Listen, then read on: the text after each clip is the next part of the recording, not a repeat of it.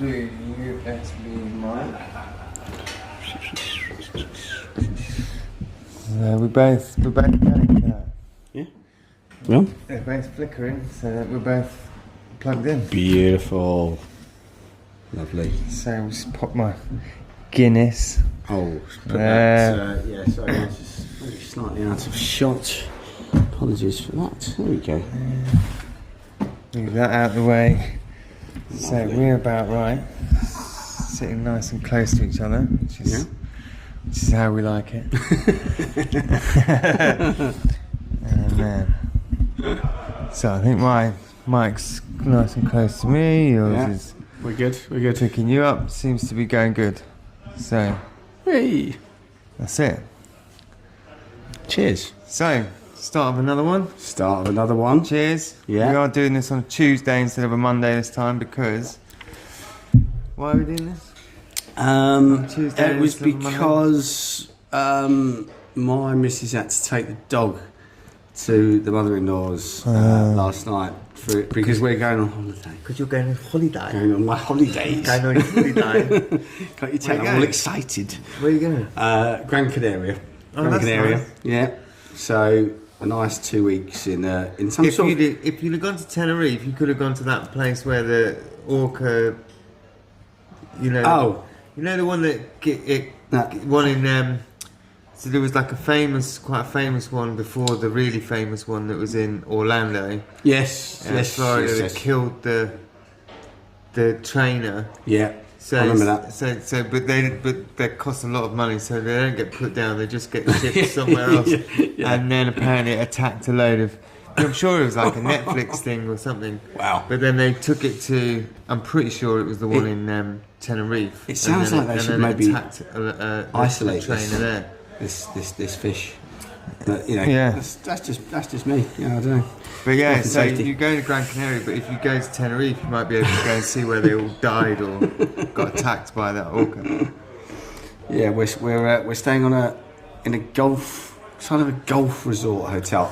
I do not play golf. There's a lot of them. I don't play golf, but it looks quite chilled. We've got lots of pools, lots of bars, restaurants. So Lanzarote is where most of them. I don't know the islands like that well, but I used to live on Fuerteventura for about 7 months when I was young, and we used to go over to Lanzarote. Even though I don't play golf, my friends that play golf, we used to go over on his fishing boat. It's a bit of a mecca, isn't it, for that? But yeah, I'm just going to chill for a couple of weeks. Sounds like a plan. Yeah, after my long weekend journey to Newcastle. Oh yeah, because you went You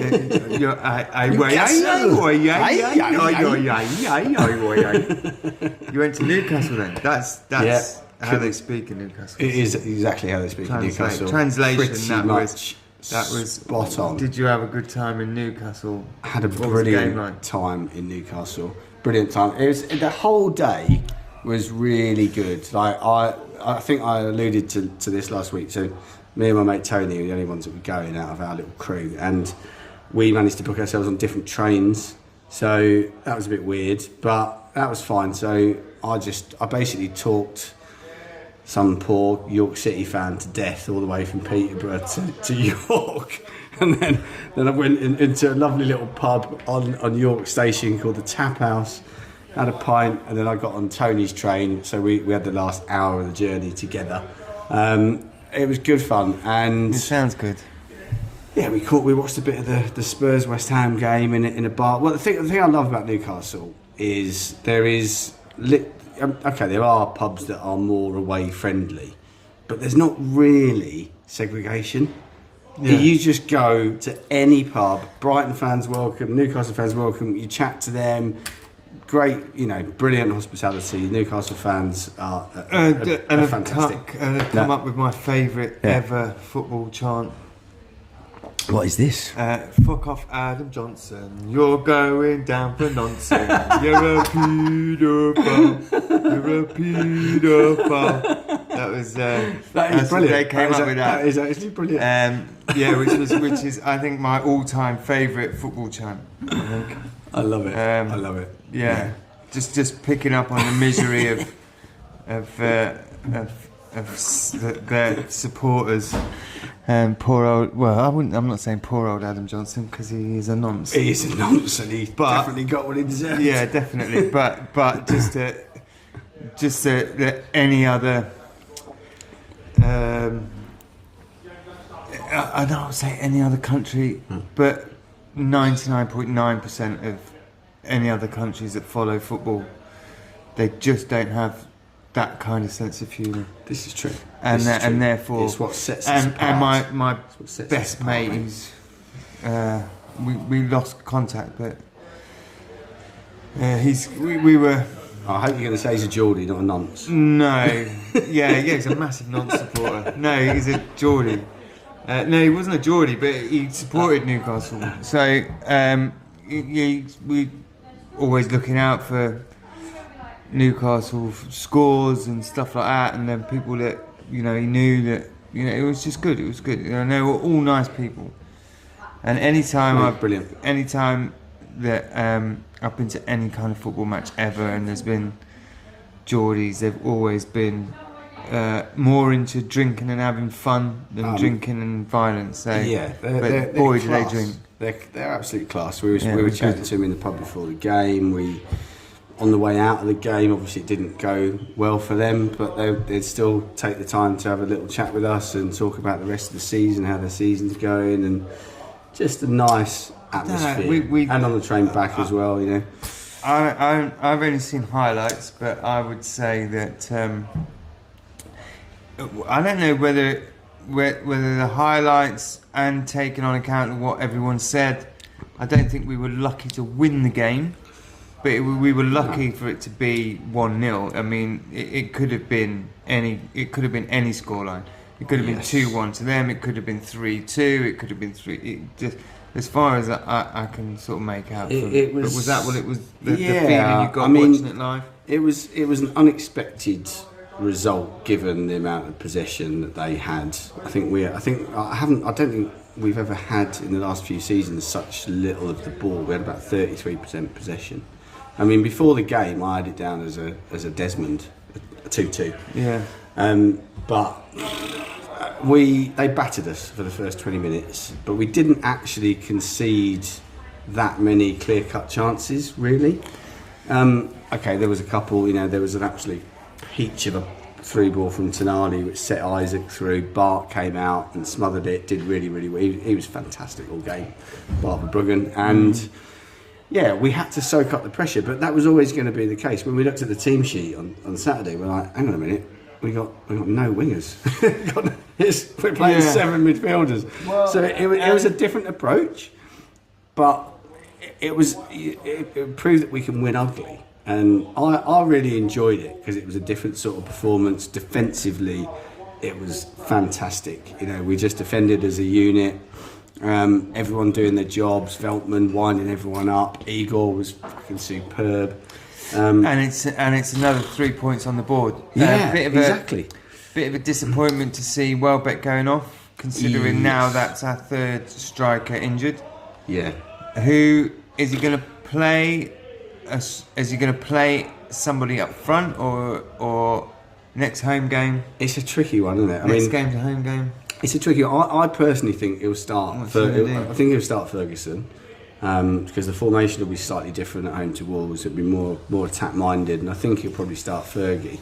We don't really have a choice because they're all injured. I read today that we're top of the Premier League, not actually top of the Premier League, top of the Premier League in the injury list stakes. We've got eight first team players winning again, but we're still fifth. So I mean, this is at this point now, third season in a row where we've suffered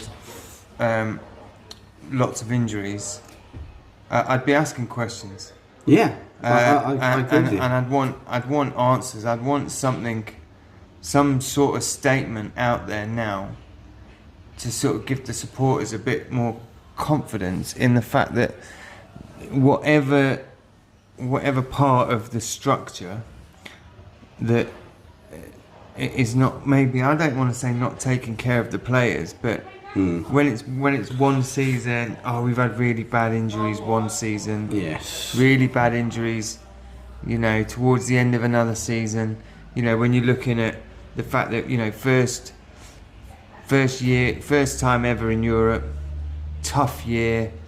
You can accept some knocks and bangs, a lot of travelling. So many games. Training's different, travelling involved, lots of games. Of course. And without the depth in the squad, it's going to take its toll. Yeah. Then the following season, more injuries. Yeah, we've been Last season was ridiculous for injuries. I mean, I think there was only really us and Man United that suffered that badly. Newcastle actually. Yeah, Newcastle. They did have a fair few last season. A lot. But to suffer to that extent, and then we've only been in, we're 10 games in. Yeah, eight Premier League games, 10 in total if you take the cup games. So it's it's unfortunate. I don't know if I'd be asking questions or not, or whether I think there should be some sort of statement out there, because I'm not full of confidence in whatever it is, whatever department in this club that's supposed to be. I know. And whether it's fitness, whether it's... I don't know what it is. But been the medical department's been revamped as well, hasn't it? They brought in these new people in the summer, so they've had a bit of a revamp in the medical department. And it's... I guess we've just... I don't know. I'll hold off on judging them just yet. But I think... I've heard people say in the past that because of the way players are insured now, even the smallest of knocks means that they're then off. They're injured and that's it. Yeah. And until they're 100% fit, because then if they send them out and something happens, there's issues. So is that could be something in that? Yeah. It could be something in that. Yeah. Bigger clubs that don't care that they've got to pay out a bit here and a bit there might push the players a bit differently, whereas maybe with Brighton, we're not a rich club. Are they being overcautious? I don't know. Yeah, wrapping them in cotton wool a little bit, perhaps. But maybe we've been. Maybe we definitely. I don't think we talked about it before. We talked about it, I think, last week actually, when we were talking about the international break. That plays a big part in it as well, and it's not just the injuries that players pick up in those games, these friendlies. It's the mileage that they're travelling as well. Yeah. I think Matoma was on the bench on Saturday, and I'm pretty sure that was because he had an epic journey, back from somewhere, and I totally get where people say like they're paid enough, and there's this, that, and the other, and they're footballers. They only have to play 2 games a week, and then it's training and this, that. And I get that. I do get that argument. Yeah. But there's no person that's ever said that's a professional athlete, because any professional athlete that's pushing their body to the absolute limits, and fitness and muscle, and they've got all these different coaches and nutritionalists and all of this sort of stuff, that's keeping their body at absolute peak. They're the people you ask, and those people will say it is non-stop. It's oh god, yeah. I mean, your focus has to be incredible. And there is people that can go out and have a beer and get pissed up and then go and play football. Yeah. But we're talking elite level. There's not... They're athletes now, more so than ever. They've got to think about weight. They've got to think about... they've got these little things on them, the GPSs that show the sports science. The sports science now is madness, huge. Man. It's madness. So, the argument that, they get paid enough... I think all that sort of stuff. I don't get that. It's numbers of games as well, isn't it? It's numbers of games they've been asked to play. At the same time, you still got to have some nuts, right? You've still got to go. Yeah. You still got. I mean, what was the? I think. What was the game? Cut the top of his head and he's bleeding. He had to keep coming off, and then they scored off a corner while he was off, and they were going mental. That was at the weekend? Oh God, I don't know. I didn't see that. Was that West Ham? It might have been the West Ham Spurs game. I only saw bits of it. I don't think it was. I don't know. Yeah, in the pub in Newcastle. I'll get the game. Yeah. I'll get the game. I'll find out. I'll find out what it was. But I saw it on Match of the Day anyway. They're probably less likely. They were losing their minds because he got a bit of blood. Yeah. Off a. He banged his head. He said he was fine. He carried on playing. They put a little patch thing on it. The blood was trickling down his face. So the referee stopped the game and sent him off, as he should have done, by the way. Head injury, yeah. To get dealt with, ready to so he could come back onto the pitch. But in that time, he sent him off. The reason why he had time to look at it and send him off because they were waiting to take a corner, and then the referee allowed the corner to be taken. Oh, then they're a man down. He is a defensive player, which would have been in that area and they just had a free header and basically scored a goal from it. And they're all going mad about it. I'll find out what it. I'll think about it. It'll come to me. I mean, I think the players today are less likely to continue with a little niggle or a knock or a cut. You know, like you watch football in the 80s and early 90s even, and I don't even think you need to go that far back. You'd have players with their heads wrapped in bandages. I don't think you even need to go that far back. Go and watch games from the mid 2000s and watch the centre backs and the right and left wingers getting back and just like slamming tackles, and it's and nothing. Fair play, crack on. That's the other conundrum, isn't it? Because football's becoming, arguably, certainly the Premier League, is becoming far less physical because the referees, you hear it all the time. You go, well, God, it's a contact sport. You know what? And refs are keen to blow their whistle for anything these days. So it's a less physical game, but there seems to be more injuries. More injuries, yeah. So how is? I don't get it. Exactly. So this is what makes me think that maybe they're not so much. Some of them, anyway. Yeah. Obviously, you've got like the Solly March. You've got injuries like that take a long time to come back from. And he's nearly back as well. But then there's other there's little niggles. Like I get little niggles, but I still have to go to work every day. Yeah. And put stress on my body and all the rest of it. At that point it's a choice. I'm not protected like footballers are protected, but, and this is the big but, this is what I always go back to, I am not an elite athlete. I do not put my body through the same stresses and my muscles through the same stresses that they have to put theirs through. So I have no idea what it's like to be an elite athlete. But if you go to any sport, where you are athletically have to be, at the top of your game and put all that pressure on your body. Every single person that's in whichever sport, elite athletes of any kind, will all say the same thing. It's a totally different kettle of fish. You're doing it every single day. Like a dead leg. A dead leg to me and you can be, and you hobble it off, and then you go, Jesus Christ, and you get on with your life. Yes. A dead leg to someone that's got that sort of muscle structure and the twitch fibers and everything's all completely different. Yeah. A dead leg to someone like that could stop you doing anything. Like, it could stop you even running at any ability for the next half an hour. Yeah, so if you've got a dead leg like that and you're hobbling and all it is a dead leg, so half an hour after the game, you might be fine. You'll be fine, yeah, exactly. But during that game where you have to keep up with that pace, then you're out of the game, then, aren't you? Yeah. And do you know what I mean? So it's a totally different kettle of fish. And it's the intensity of the training that they do now. I went to, I know he's not with us now, but when under De Zerbi, I went to the open training session last year at the Amex. Just after Adingra came back from the, as an AFCON winner. And that was funny, actually. He got introduced to the crowd, and they had like a guard of honour. Yeah, they had a guard of honour for him. Yeah, I remember being in and then and they set all the fireworks off. Right, this is a training thing.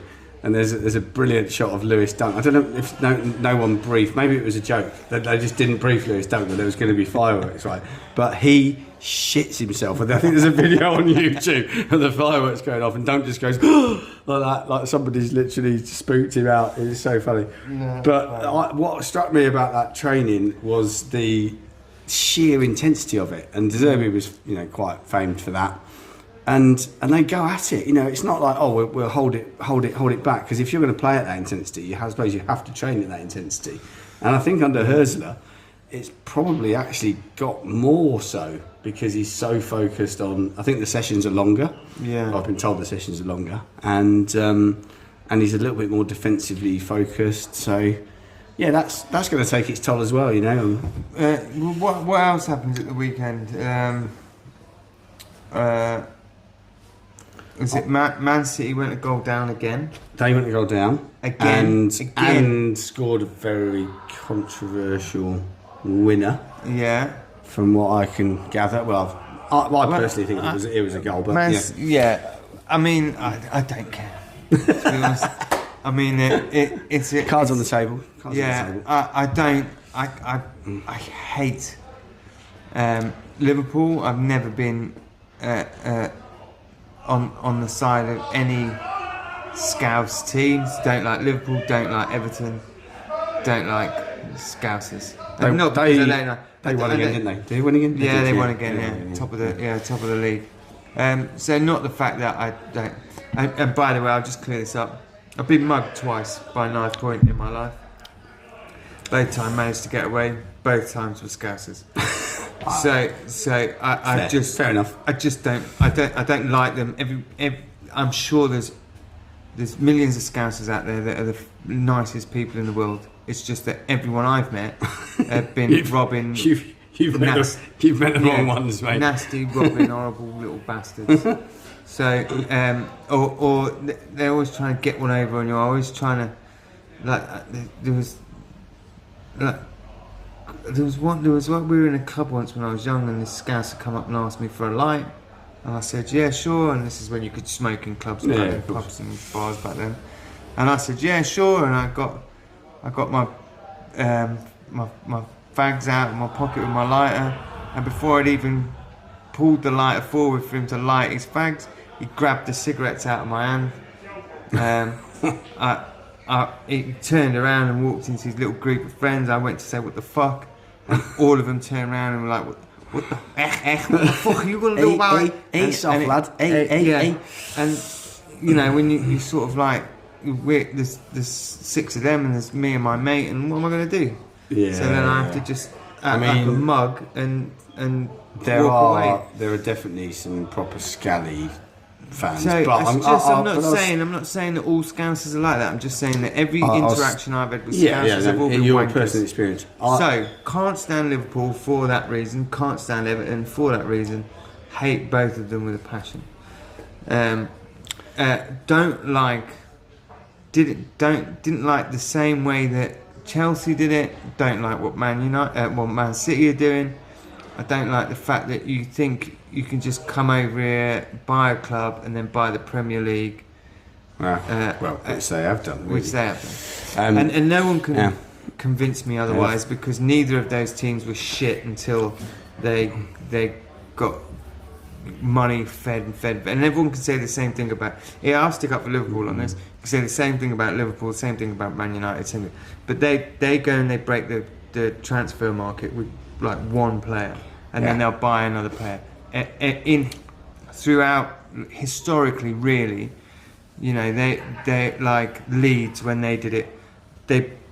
Most of their players came up through the ranks. You look at Man United when they were winning anything, most of their sort of main players the nucleus was came through the ranks, academy, through the academies. West Ham had an amazing academy, but unfortunately didn't have the team because big clubs would come in and take their players. They got cherry picked, didn't they? And these, in my opinion, they are the big clubs. They're the clubs that, you know, Arsenal had to rely on youngsters, you know, to basically play for them for 3 seasons while they were for sure. Well, they couldn't spend any money because of the stadium and all the rest of the things. So there's various things that you can say, yeah, they've gone and spent big, but none of them have bought trophy. None of them have just bought. And the only two that have done it are City and Chelsea, and that's why I don't like them. I don't mind if Arsenal win the league, but I can't stand them two. What was Arsenal? Arsenal lost to Bournemouth, didn't they? But they had another man sent off, so they've now had 3 send-ins off in 8 Premier League games. Yeah.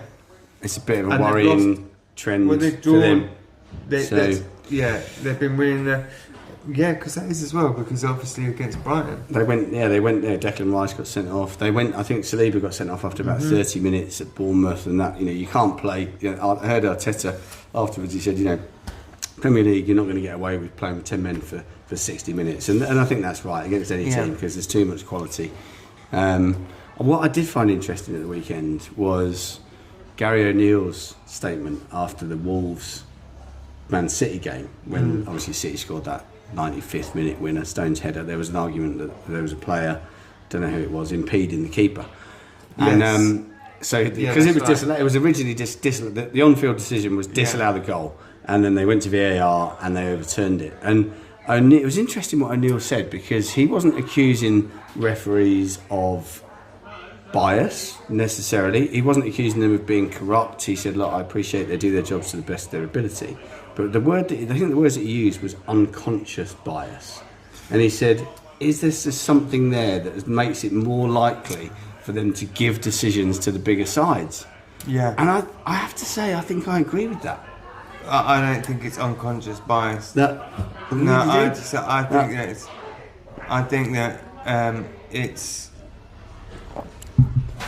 I think that there's certain referees in certain clubs that maybe on the side of these referees and these and this and the other, and it's all intermingled and intertwined.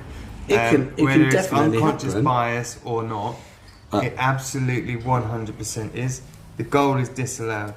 Like, what did they say about the pulling back with 2 hands? It went to VAR. We're not going to overturn stuff from the referee. This is all statements that they've put out since the start of the season, 100%. Where people have complained then about, like, well, why isn't VAR? Last season it was VAR was too much. This season you're not doing it at all. And you know, what was it? Being pulled back in the box with 2 hands by Haaland.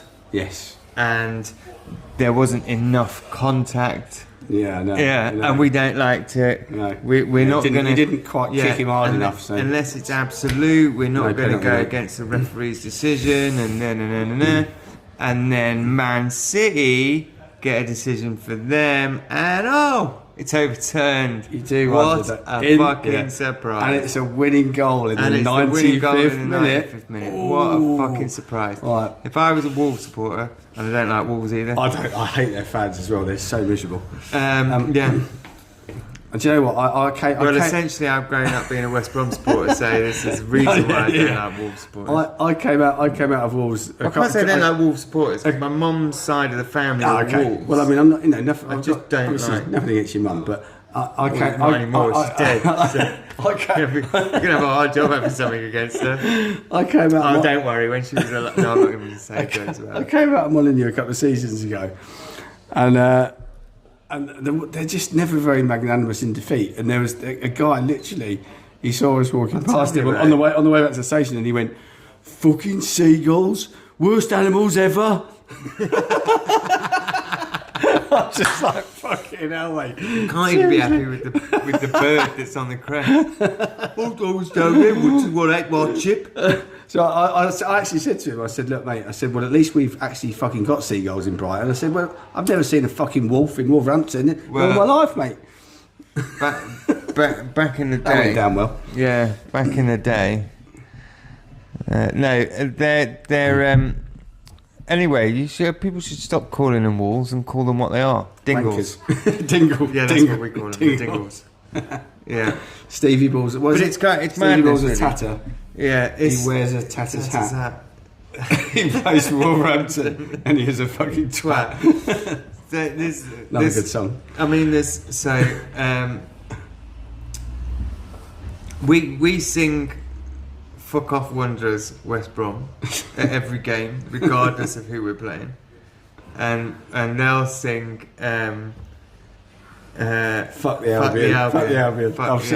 Because we always say that. So we'll sing, "We're the Albion, we're the Albion, we're the Albion, we're the Albion." So they sing, "Fuck the Albion, fuck the Albion." So, and then that's it. Because they sing they sing it when they're at Brighton. When they play Brighton, because they think they're funny, because we're Albion as well. But we all know that it's not about us. So we all know it. Wolves fans. So just button it. Yeah, I've had loads of stick. I think we went there in the Championship and we drew 0-0 and it was under Houghton and we played the most fucking boring football you've ever seen in your life. And I was walking in the subway, me and Joe, my son, and some guy came up to us. I could see he wanted to say something to us, and he took his time and he went, "Do y'all have to watch that every fucking week?" But that was totally fair comment after that game. Yeah. To be fair, I was like, "Yeah, we do, mate. Sorry, away from home, yeah." So we got a point there, didn't we? Yeah.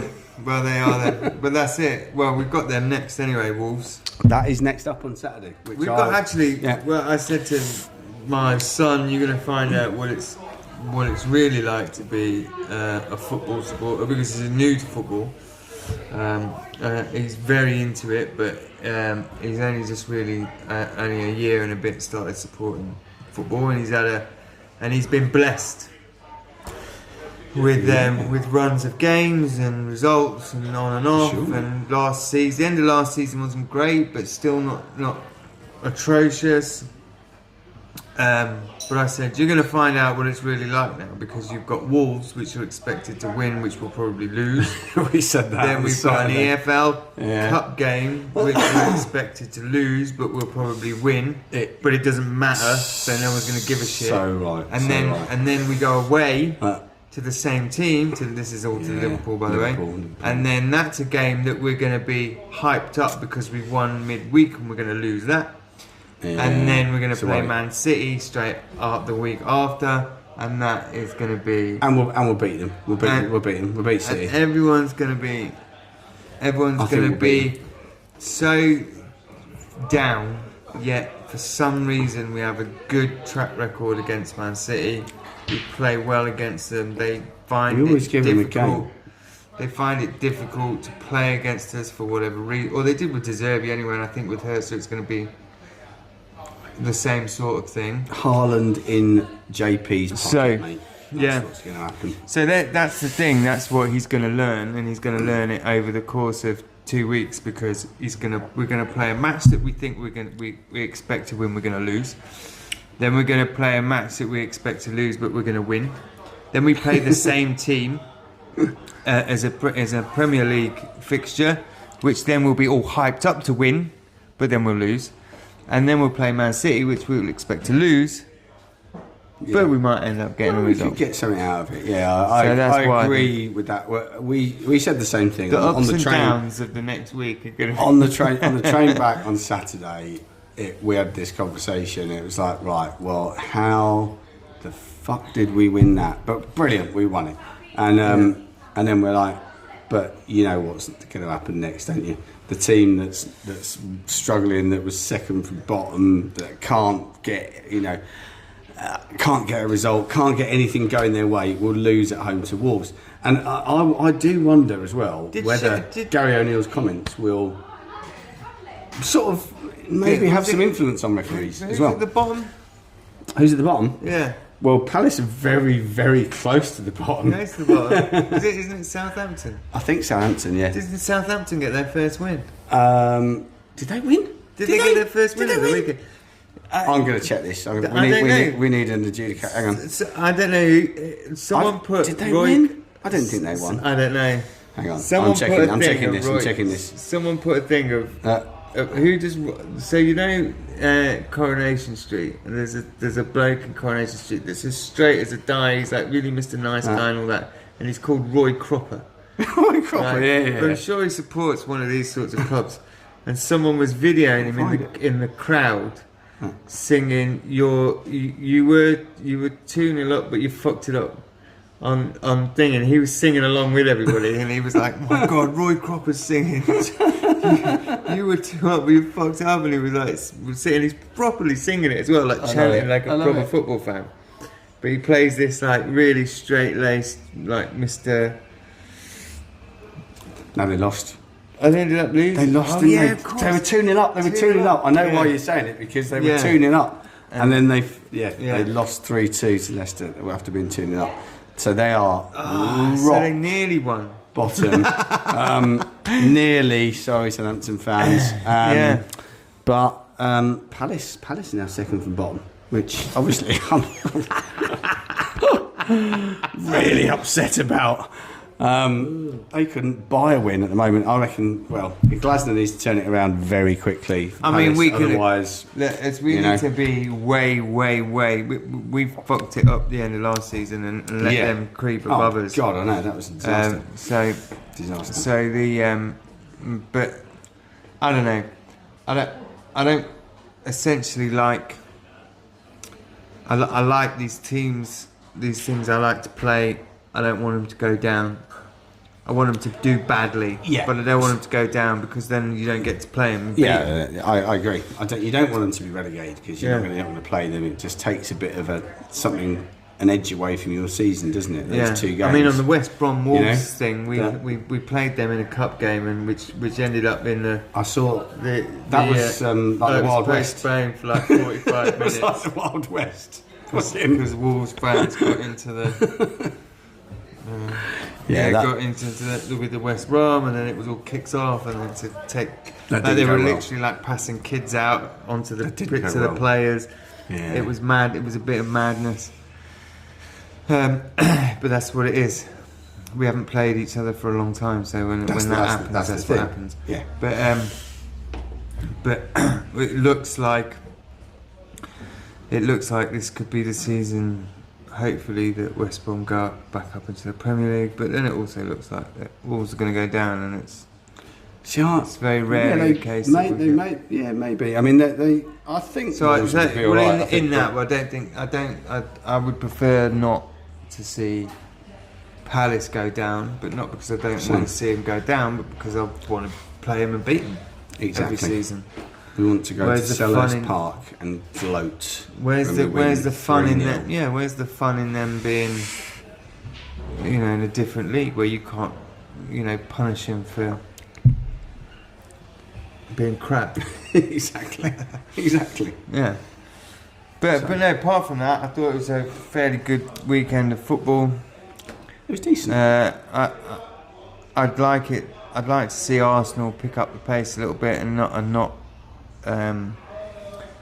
Bail like they normally do each year. Yeah, we don't. I mean, we just don't want City to be winning it again. Bored of City winning it, and I don't like Scousers, so I don't ever want Liverpool to win anything. I've got a mate, a lad who I went to school with, who's a Liverpool fan, and I haven't spoken to him for a long time, but he messaged me out of the blue the other week, and he said, "Oh, can you get a Brighton programme for my little cousin in Ireland?" And I'm like, Yeah, sure. I said, I'm away for a couple of weeks, but next game I'll be out, will be City. I'll get in one. And he said, I'll pay you to post it to me and whatever. And then he messaged me on Sunday again after the Newcastle game, and he said, oh, you're lot are on fire. He went, please go easy on Liverpool, because no one wants City to win it again. So they're worried about us already. Liverpool fans, they're like, they know it's not an easy game. Brighton's not a banker win for them. Brighton's definitely proved they're not an easy game this season. And pushover. Yeah, I think we don't even need to have the Hurtsler conversation. He's answered the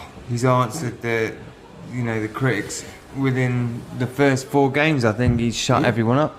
Yep. So I don't think that's the case. Agreed. I think But I'd like to sing. How old is he again? Because nobody ever mentions that. I know he's like 30. 18, isn't it? 18. Something like that. Yeah, I don't know. 31, isn't he? 31, he's 31. Yeah, no, I don't know. No one ever mentions it, but then I don't listen to anyone, so it's fun for being me. Do you know what? It's real good fun being me. Because people tell me stuff all the time, and it's like and each time they talk to me, it's like learning a new fact, even though they've probably said the same thing about 3 days ago, but I just don't listen. You are good at talking, though. Oh, thanks very much. That's why I do this. That's the point, isn't it? If I wasn't very good at talking, I'd sit here and go. Yeah. What are we doing? What are we doing again? Hi. Right. Yeah. So what else did I want to talk to you about? I don't know. I did want to talk to you about something. I really wanted to talk to you about it, but now I've forgotten what it was now. Would you like to hear what my source is? Ooh, this week's source. Would you like to hear what he's told me this week? Yeah, I do actually. Okay, right. So get yourselves ready for this one. So you'll all be aware that Thomas Tuchel, German, was recently appointed. That's what I wanted to talk to you about. That's what I wanted to talk to you about. See what I mean? I wanted to talk to you about. It's like we're so connected. It's mad, isn't it? That's exactly what. Right. So there you go. Oh, wow. That's insane, isn't it? Yeah. But this, I mean, right.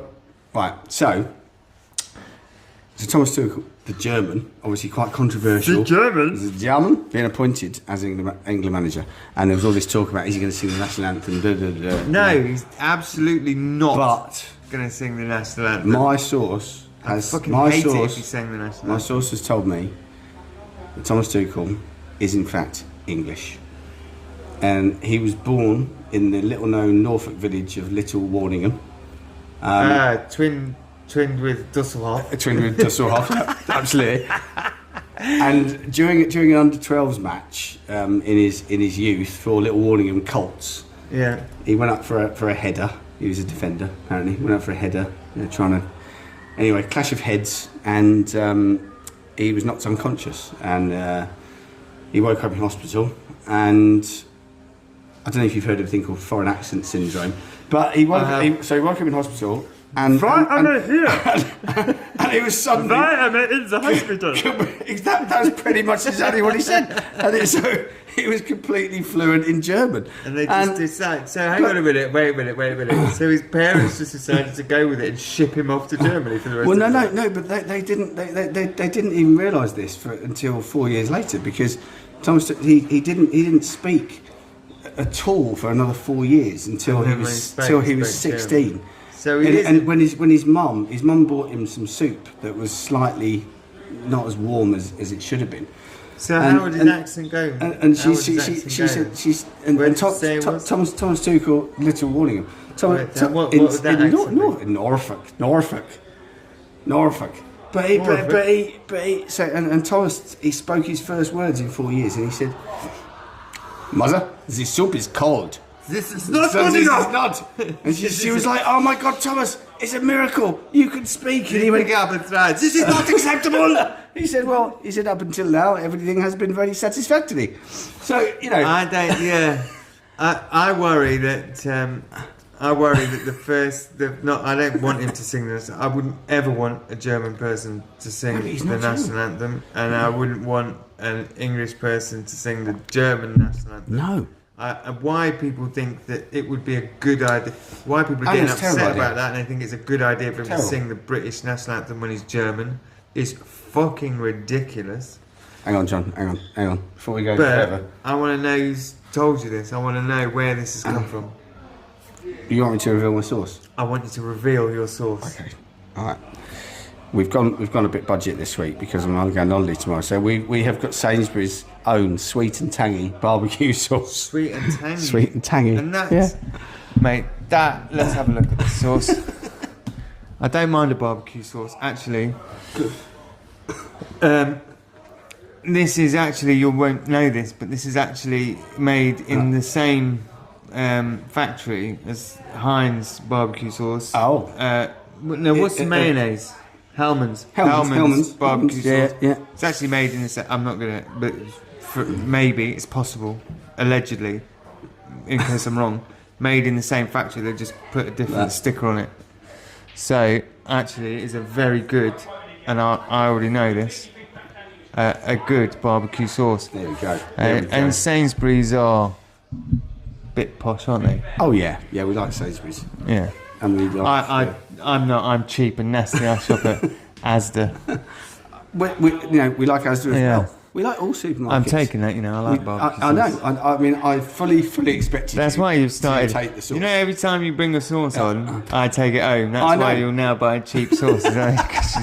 Because your wife's going to her cupboard and going, where the fuck is my peri sauce? Hang on a minute, I spent £4 on that fish sauce. Peri. Yeah. The Nando's one, yeah. The Nando's, she's looking in her cupboard thinking, where the fuck is my Nando's sauce? And then she's thinking, I'm gonna do one of those what is it, the chili beef. I'm gonna do nice chili beef and I'll put it in a slow cooker and what do I need? I need fish sauce. The sauce. I need fish sauce.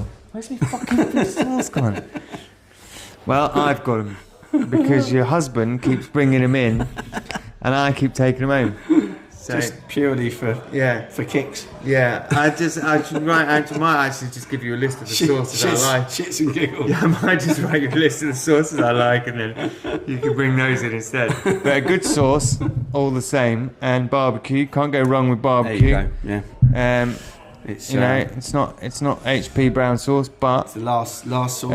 If you're an American, weeks, so yeah, I might have to bring the sauce in then. I might have to. Yeah, you need to. Yeah, I might have to think of some load of bollocks to say. You need to get Pat off the fucking pool table and bring your own sauce in while I'm away. Think of some load of bollocks to say on a podcast to promote a sauce to try and get us a sponsor, which none of you have yet. So I'll wait until we get a sponsor, and then if we do, and it's one of the sauces, I'm just going to basically tell every other sauce and go fuck themselves. Yeah, that's it. We will definitely be loyal to one sauce. Yeah. That needs 100%. Yeah. They can send someone down and they can talk bollocks if they want to. But yeah, so Thomas Tuchel. Thomas, yeah. It's an interesting one, isn't it? I don't care. I don't care. Or not. I at the moment, could not give a fuck about international football. I've so lost interest. I've fallen out of love with it. I've lost interest. I thought the Euros would get me all, boiled up for it again, and I just don't care. No. I really have tried. The Nations League stuff doesn't help, does it? Because it's just fucking bollocks. Dull. It's so dull. But no one cares about it. Nations League, and yet again,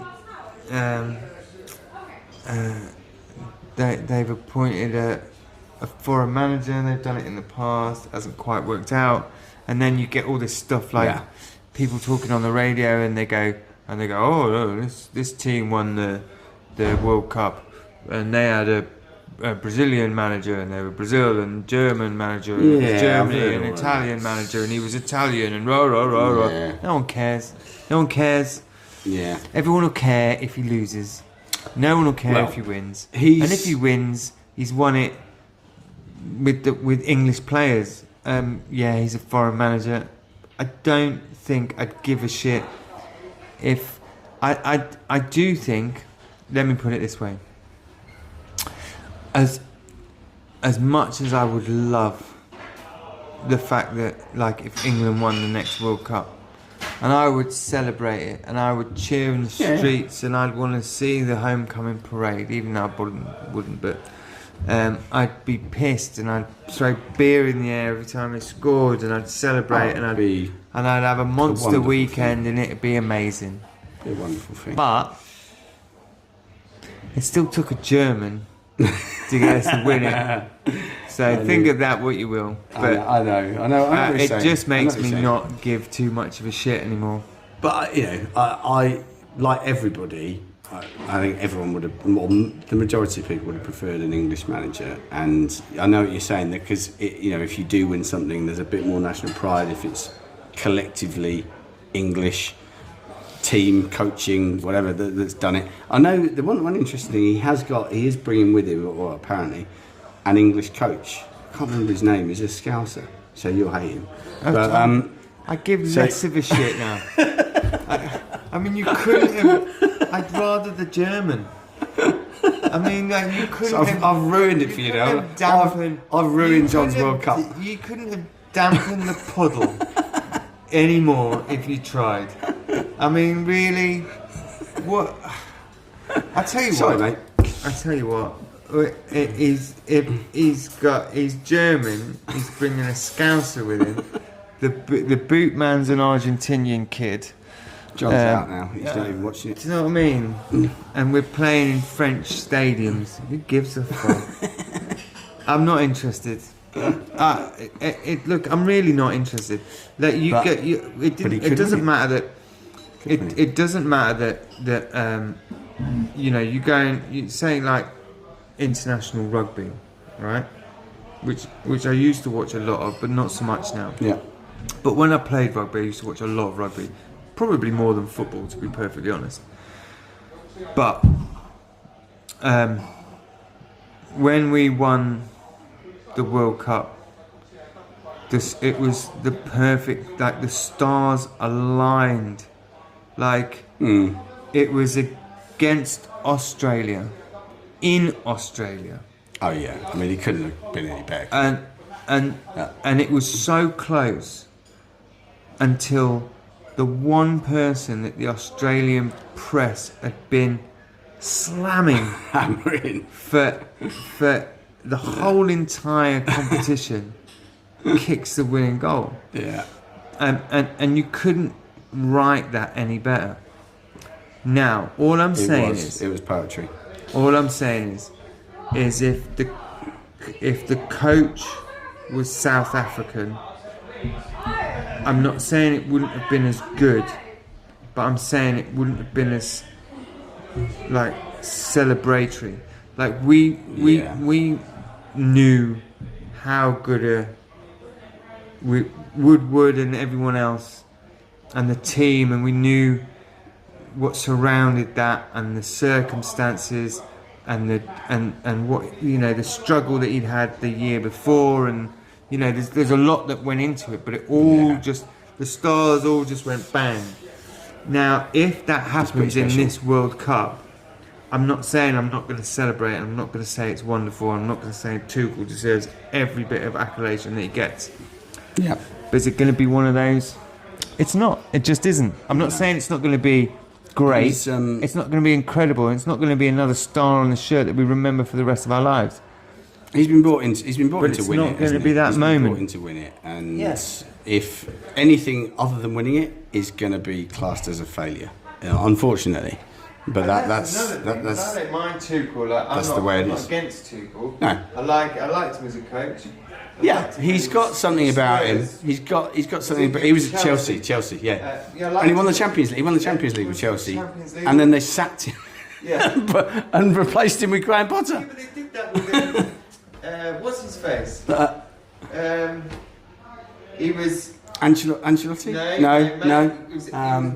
Conte? I don't know. They've had so many. They've had so many managers that you can't even. I mean, let's face it. Just Google it quickly. Let's face it. They sacked everyone, didn't they? They sacked everyone. Because that was he was West Brom manager. Shit. Because I could think of but all I've got is De Zerbi in my head. Hold on, just a second. Just put West Brom manager. Chelsea if I have type in ex-Chelsea and West Brom managers, there can't be that many, can there? There you go then. Exactly. And West Brom manager. No need for. I don't know. Di Matteo. That was it. Di Matteo. Yeah, Di Matteo. Yeah. Yeah. So did the same thing. Won the Champions League. Yes. Yeah. It's nuts, isn't it? I know. It's nuts. Can you imagine doing that? You win the Champions League and you get the. When you got a minute, can I get 2 more? That's just absolutely mental. When you think about it. But no, I'm still slightly aggrieved that it didn't go to Mr. Potter. I think he would have been good. Yeah, I'm not happy about that. I think he would have been a good fit. I think maybe that's why I'm a bit salty as well about it, because apparently they didn't even. Apparently 10. So 10. So this is 10 coaches got approached. This is what I heard too. But Potter wasn't one of them. How is he not? And what's his face that you liked? He weren't approached either. How? Eddie Howe. Yeah, I mean, apparently not even approached, not even asked. It's just bizarre. But then you think, so if 10 people were approached and Eddie Howe and Graham Potter weren't on that list of 10, how many of them were English then? Because probably I can't think. Who are they thinking of? Really think of anyone else that would be in the frame. Failure on English coaches, but then you want the best league in the world. You've got to have everyone from every country all over the world to be in it. So it's a good mixture. People say like, oh, it's German coaches and Spanish coaches and Italian coaches, and there's not enough English coaches, and but it's a fair mix. I would say Scottish coaches. I would say, as much as I don't want to say this either, but I would say, as an Englishman in a competition, there's only one thing worse than having a German manager win you the World Cup, and that would be a Scottish manager winning you the Cup. Oh no! Because no. Because the Scots are too close, and they would never, ever let that lie. No. That would be something that in football they would chant about them winning the world. They would take the piss so much that we would have no response to it. It's like because no matter what we it's like said, Andy Murray won Wimbledon. Isn't yeah, it? Like, they would say you needed us to win. Andy Murray won Wimbledon. Yeah, he's not. Well, he's not English, is he? He's Scottish. I mean, in fact, that is true. But of course, tennis isn't quite that way. British. But they've never stopped banging on about it. No, they would. We cannot ever have a Scottish manager. No. I'm not saying that we can't have a Scottish manager. I just don't want a Scottish manager to win us a World Cup or no. But Scottish managers are better. They are. Historically, if you look at Scottish managers are better. Alex Ferguson is one good example. They have been better, but as an England manager, no, we can't ever. No. But it is what it is. We've got German manager and Brighton have got a German manager, and he is fantastic. Yeah, club football's different. It is, of course, it's different. It's slightly different, and I'm not saying I will. No. I'll say what I said before. I don't care that he's German. I could not give a shit that he's German, and if he wins us a World Cup, I will celebrate it as much, and I will chant his name, and I will chant the players, and if the England fans come up with a chant for Tuchel, I'll be singing it as loud as anybody. I could not give a flying fuck if he wins us. All I'm saying is that if he wins the World Cup, is it just going to just take that little it's slightly tainted by his Germanic. Oh, look at that! Check you out. That's amazing. Thank you. You're in the shot. Thank you. I should plug my Instagram. Splat. Is that cash or card? I can bring over the machine. Card. Yeah, I'll pay by card. Amazing. Yeah. So better. But Wolves. So anyway, I get Hurts, but I don't think that really matters too much. No, not at all. I just think it's. I don't know. Do you know what I mean? It's just. Yeah, I know exactly where you're coming from with that. I'd rather look to be perfectly honest. And to be honest, until the World Cup comes, I literally give no shits about whatever England do. He's not taking over till January anyway, and it'll just be all friendlies, Nations League bullshit. I'm not interested. When the World Cup happens, then I'm interested. Yeah, but true. Until then, I'm just nah. I won't really watch any of those games. This is the first year. No. I think this is the first year that there's been internationals where I'm literally I'll put them on to start with because it's England and I want to watch them. You might watch 20 minutes. And within, I don't know, 15, 20 minutes of the game, I've either turned it off or I've walked out the room or I'm bored, I'm on my phone. I'm just not interested. And I don't know why. I just find them boring. It's different. I find them boring. There's a different pace, different intensity about those games. Well, there is sometimes no intensity in those games, and that's why the Premier League is exciting. There's no doubt about it. And albeit we didn't play very exciting football on Saturday, but we did play winning football. And I, for one, enjoyed that very much. Yeah, definitely. And who gives a shit? You win. A win's a win. A win's a win. 3 points. Man City will tell you that after their weekend. Yeah. Sometimes you got to mix it up. You got to play a bit differently.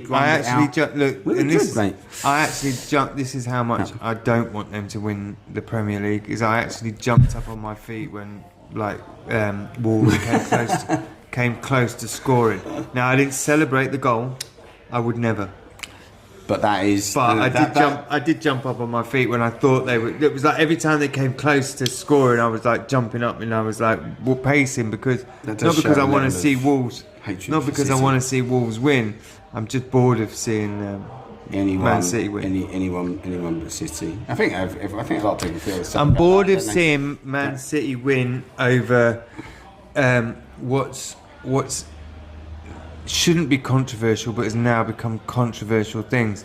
It's a tug here that should have been a goal. It's a push there that wasn't a foul but then it got it was, do you know what I mean? And there's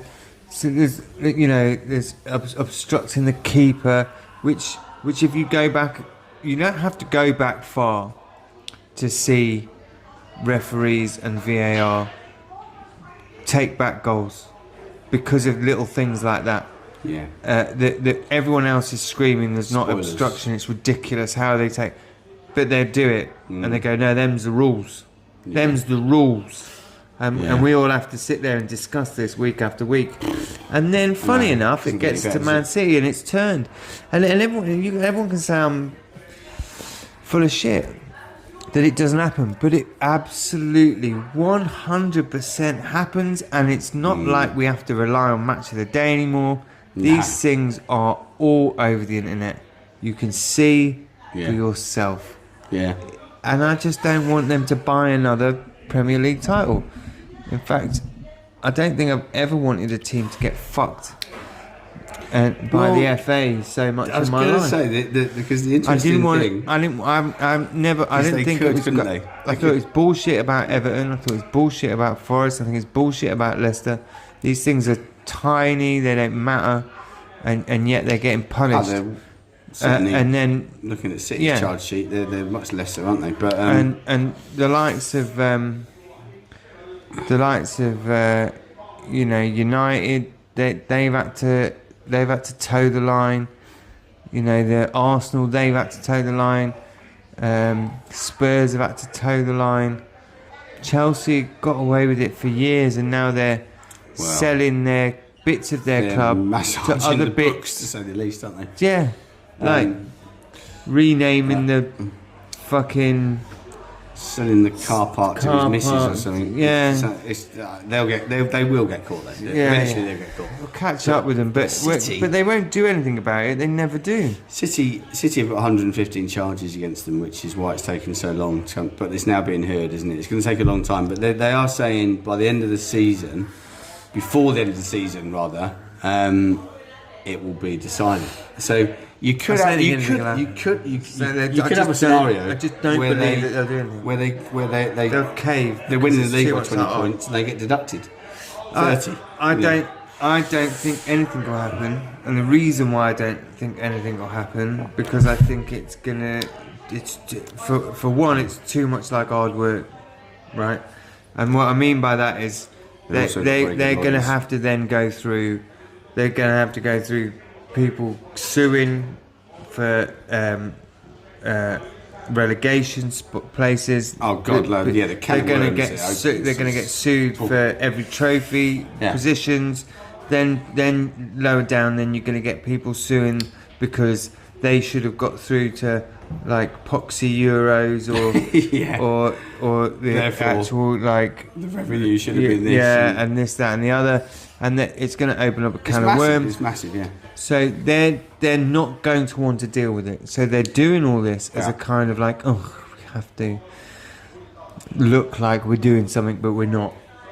I think you're probably right. I think you're probably right. Nothing will come of it. I hope you're not in this case, but I think the most they'll get is maybe a points deduction, which might affect this season, and a fine. Yes, that's it. Done. Yeah, it's not. They won't get so much of a points deduction that they'll get relegated. Anyone that thinks that that's going to happen is out of their absolute fucking minds. No, it's not going to happen because as soon as that happens, they are going to get sued to fuck on everything. So it's just not going to happen. Yeah. The FA are going to get sued. Man City are going to get sued. It's going to open up a whole can of worms that they just don't want to have to deal with. It's not match fixing. It's not Italian football. No. It's not something that they absolutely. This is the bones of football, and that has to be dealt with. This isn't those things. These are petty little things. There's just a lot of them. They'll get a few points deductions, which perhaps means that they're still in Champions League, but they're not the winners. But they don't win it this year, yeah. I think, and then they'll get a big fine. But hopefully in the long term, it's term, not a big fine. It's no, of course it is. It's like fining me. It's like fining me a fiver. 50p, yeah.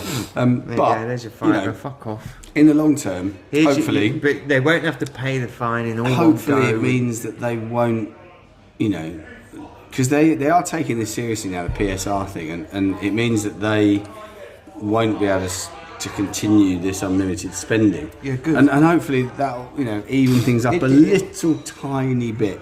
Yeah, because you can only really, the whole thought process behind it is you can spend what you generate, rather than you can't just keep having someone pump money unlimited into a club. Newcastle have found this, haven't they? Yeah. They became the richest club in the world overnight on paper. And then it's like, and then basically everyone went, oh, but you can't spend it. Yeah. So but they're good. Which is good. It's good. Yeah, it's good. These are the things that that they need. They're doing this, which helps lower clubs, grassroots football, and the progression of football. Right. So, I mean, you look at the keeps it entertaining as well. You look at the likes of. Let's take Wrexham, right? Because they're a famous club now, and they've got famous owners, and they've got a Netflix special, or not Netflix, Disney Plus. Oh yeah, and all that sort of stuff, right? So they're doing well. Yeah, they're getting money spent on over and above their means, as in the stadiums having money put into it.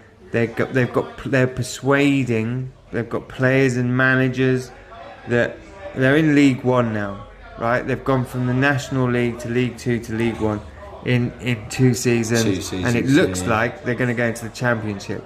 The players they've got are League One players. They've managed to persuade League One players and a League One and a Championship manager, by the way, to go into the National League to bring that club up, to go on a journey with them, right? Yeah. But they have had to stick to the rules. They can't just go and spend and buy their way up, which a lot of people will say they have. They've got the Disney Plus thing, and these things are income. They're generating things that they can generate, revenue. Yeah. So they can generate revenue, so they can take that with them. That's how clever they are, right? They've used the tools they've got and good on them, their resources, right? Yeah. They've used that. That's fine. Whatever. Okay. I think it's slightly cheeky. They've been able to sort of manipulate their way a little bit, but they've not done anything against the rules. No, exactly. And they've made sure they've stuck to the rules. They've invested heavily in the area that in Wrexham. The one of the guy McElhenney's actually learnt how to speak Welsh. Has he? They've took it very, very seriously, right? It feels like you want to go on a journey with them. Yeah. Right?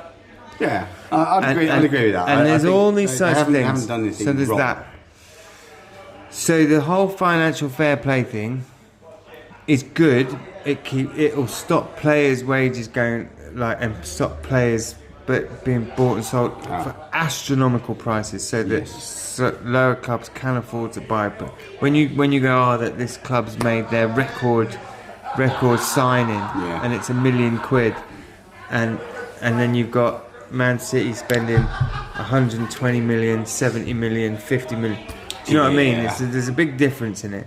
Very much. Those players aren't worth that amount of money. Just they're worth. They're inflating the market. They'll spend that. Yeah, exactly. So it doesn't help. Yeah. So financial fair play on that way is good. The other thing that they're missing out on, that they need to do a lot more of, is paid streaming revenue for the clubs. Yeah. If you support I don't know, Notts County, let's say pick Notts County or Port Vale or a club like that, yes, you should be able to go and watch those, but they're limited because the stadiums aren't massive. Of course, yeah. Games get cancelled or can't be played on certain times of the year and things like that because their pitches aren't heated and stuff. There's a lot of different reasons, but you should be able to, no matter what team you support, go on your phone and pay your £7.50, £8, £10 or whatever and just watch that game. Yeah. And then the next week you can go, I'll choose and I'll watch that game. This should be open to every single club in British football. So Scottish League, Scottish Premier League, and all leagues in Scotland, all leagues in England. Well, it should be an available thing. The argument is that it'll stop people going to games. No, I don't believe it will. I honestly don't believe. I think that's a redundant argument. If you want to go to games, if you want to experience live football, you will go to games, but you should have an alternative. Yeah. When, for whatever, okay. I'm on holiday for the next 3 weeks. Okay, I'd love to watch the Brighton games. What they're doing now, what Man City are trying to do is lower the amount of so every time each year a person passes away, instead of then their a season ticket being basically up for grabs, it's gone. No more season tickets. They want everybody to buy each.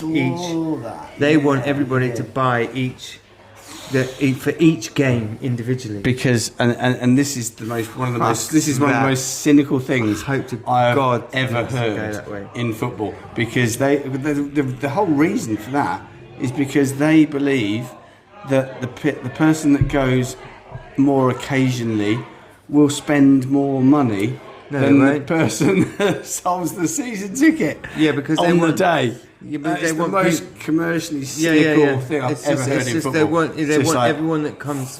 If you've got 20,000 people that have come to say, you've got 70,000 seat a stadium, so you've got 5,000 to 7,000 away fans, something along that line. Yeah.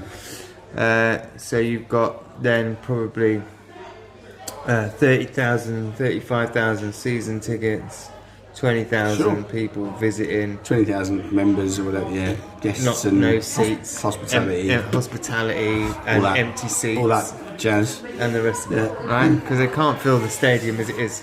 Yeah. Yeah, it's true. So the people that are coming in the hospitality and the visitors and from abroad and that are going over there for the experience and all the rest of it, they're going to go basically and buy loads of shirts and buy loads of merchandise and spend loads of money every time they go there. Yeah. So basically, and this is for all you Man City fans, right? Your club is basically telling you lot to go fuck yourselves. They're telling you are really worth nothing to them. Yeah. Because you don't spend as much money as your latest buy your latest player. Say you get a song or like we've got exactly. Matoma, where you've got a culture that supports the player. Visitors. So they've got a culture that supports the player and follows the player where they go. They don't necessarily support the team. Yeah. So they care more about them than they do you, because they're going to come over and they're going to spend their money. The Song supporters and the Matoma supporters and the African nation supporters that are going to come over and spend money every time they come and visit.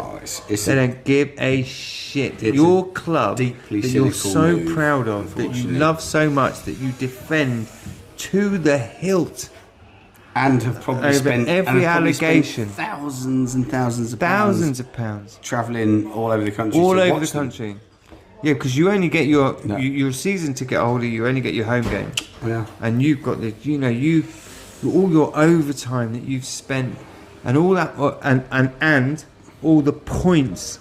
Let's not forget that you've accumulated to go to away games, so that you can go and watch them play at the Bernabeu. And something they've earned. All of that is gone. They don't give a fuck about you. That is what your club is doing. Yeah. And that's worse than any points deduction or money deduction. Yeah, because they don't give a fuck about that, and they don't give a fuck about you, and that's why I don't like Man City. Yeah. I actually quite like every Man City supporters I've met. I actually quite like them. Yeah, the City fans. A lot of people fans from Manchester, and a lot of people that Man United supporters and Man City supporters. I'm not really concerned about who's who. Not really give a fuck about Man City. But it's a horrible thing to do, and it's I think people started to say a lot of people are chatting about this online and saying don't let this happen anywhere else. I don't think it's something that's gonna catch on by any stretch. Let's face it, Tony Bloom and Paul Barber would just laugh at that idea. Yeah, I hope so. Fuck off. Yeah, I hope Absolutely so. I absolutely hope so. That's not what we're about as a club. Good. I really do hope they would do that. But basically that it just goes back to my streaming, the point that you should be able to pay for streaming, because the streaming. The FA they'll take their 5%, and whoever the streaming service is, they'll take their 35%, and then the rest should then go to the club. It'll help the smaller clubs. The bigger clubs, people will pay to stream it, I suppose. They'll just hit the button if it's not overly expensive. If you're sitting at home and it's £5 or £7.50, you're gonna do it. The lower clubs, they won't have as many, will they? It shouldn't be, whether you put all that money into a pot, and whether it's dispersed along the other clubs percentage wise, I don't know. But it should be allowed, or whether your club gets your streaming profits. But it absolutely should be allowed. I'm not saying it should be Sky. I'm not saying that. Yeah, I mean they do it. They practically do it on Sky now anyway. Sky now anyway. You go into the Championship, you hit the red button, and you can watch fucking all of the games. Yeah. Well, I ain't paying the extra for that. So why not? If Sky's the streaming service, why not press your £3 or your £5 or your £7.50 or whatever it is? Yeah. People will still do it. People that can't go.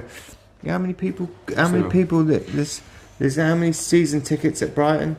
And there's how many people that want season. I can't get a season ticket anymore.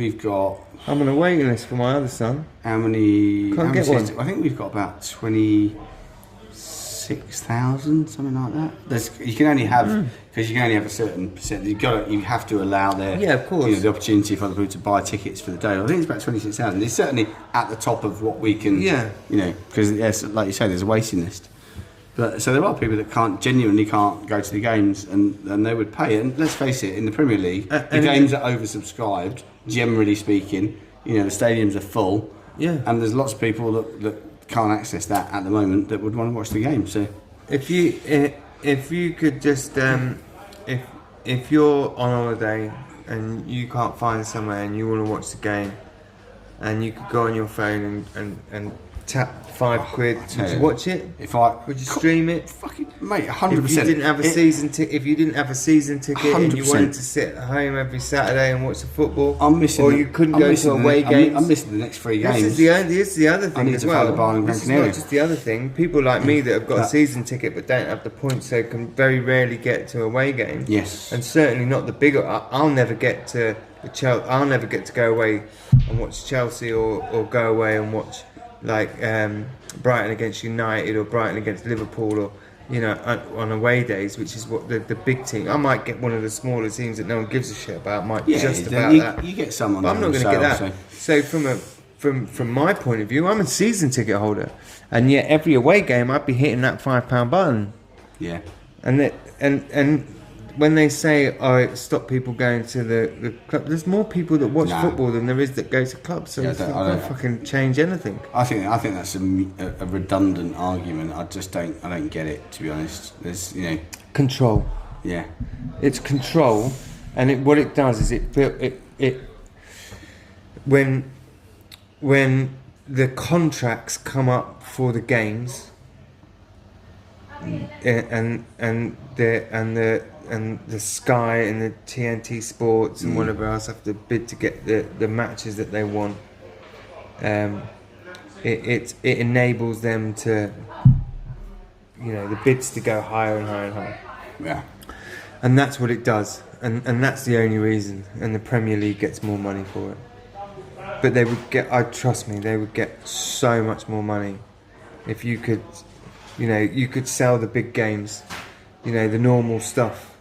We're not talking about those. Sky, it wouldn't change Sky, it wouldn't change Champions League, it wouldn't change all these other things.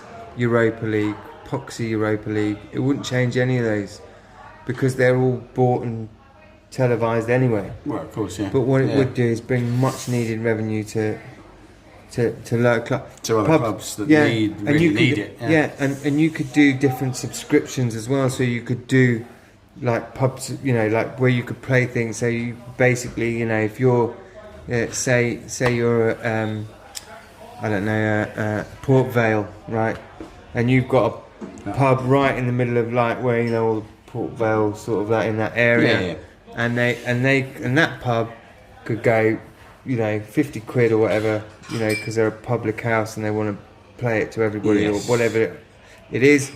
And then bang it on the TV, and then people can come to it. That pub would then generate more money. Yeah, of course and it just all these things help. I wonder if you could do streaming hospitality. I'm just thinking, a partnership with fucking screw you over. The partnership with Deliveroo, where someone comes around with some prawn sandwiches for you, and that's an extra tenner. I like prawn sandwich. You've read my mind again. I do like prawn sandwich. Look, this is it. This is how it is, and this is how it will always be.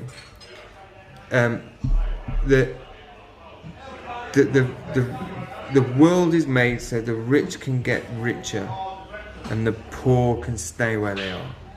So if it benefits the very rich, if it benefits the richest of society, then it will happen, and you can get rich off of that. That you're all right. Oh no.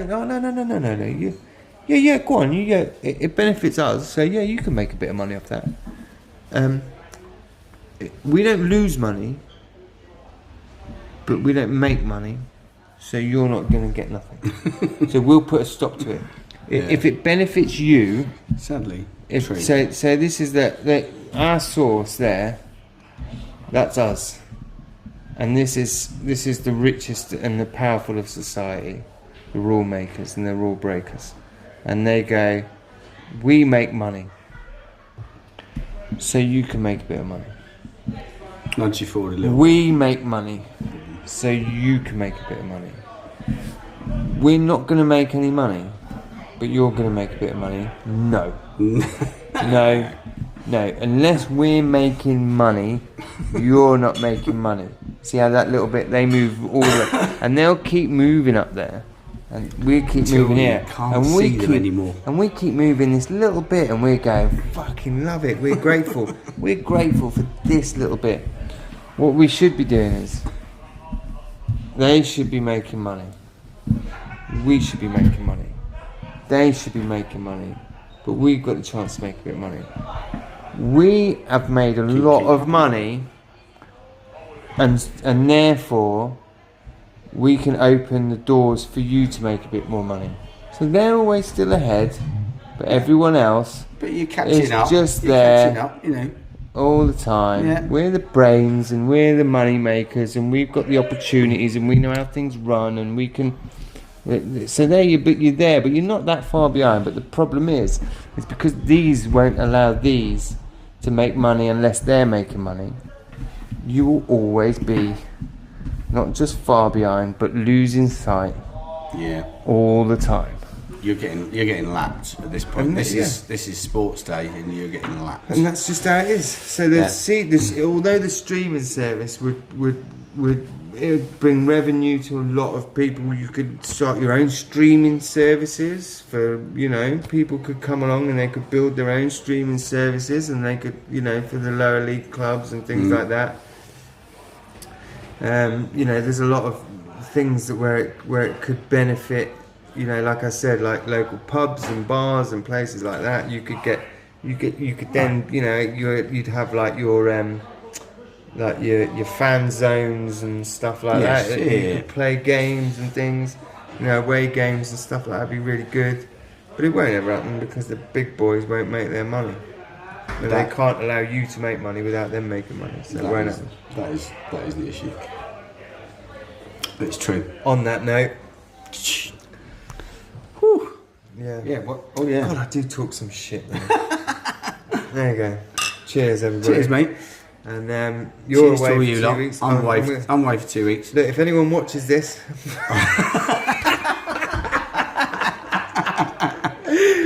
that's the funniest thing I've said all day. If anyone watches this and they would like to come and take over from Steve, get in the hot seats for a couple of weeks because he's on. Bring your holiday. Fucking sauce. Yeah, you've got to bring me some sauce.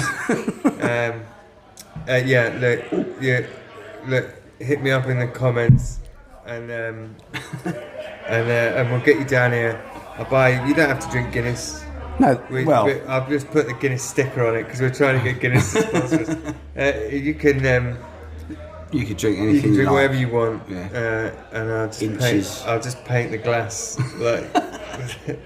And you can have what you want, but look, you'll get supplied with booze.